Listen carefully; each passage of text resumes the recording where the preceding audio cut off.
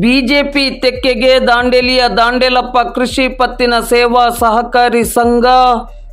ದಾಂಡೇಲಿ ತಾಲೂಕಿನ ಪ್ರತಿಷ್ಠಿತ ಸಹಕಾರಿ ಸಂಘವಾಗಿರುವ ದಾಂಡೇಲಪ್ಪ ಕೃಷಿ ಪತ್ತಿನ ಸೇವಾ ಸಹಕಾರಿ ಸಂಘದ ಆಡಳಿತ ಮಂಡಳಿಗೆ ನಡೆದ ಚುನಾವಣೆಯಲ್ಲಿ 12 ಸ್ಥಾನಗಳ ಪೈಕಿ 6 ಸ್ಥಾನಗಳಿಗೆ ಅವಿರೋಧವಾಗಿ ಬಿಜೆಪಿ ಬೆಂಬಲಿತ ಅಭ್ಯರ್ಥಿಗಳು ಆಯ್ಕೆಯಾಗಿದ್ದರು. ಉಳಿದಂತೆ 6 ಸ್ಥಾನಗಳಿಗೆ ಡಿಸೆಂಬರ್ 28ರಂದು ಮತದಾನ ನಡೆದಿತ್ತು. ಈ 6 ಸ್ಥಾನಗಳಿಗೆ ನಡೆದ ಮತದಾನದ ಮತ ಎಣಿಕೆಯು ಇಂದು ಶುಕ್ರವಾರ ದಾಂಡೇಲಪ್ಪ ಕೃಷಿ ಪತ್ತಿನ ಸೇವಾ ಸಹಕಾರಿ ಸಂಘದ ಕಾರ್ಯಾಲಯದಲ್ಲಿ ಜರುಗಿತು.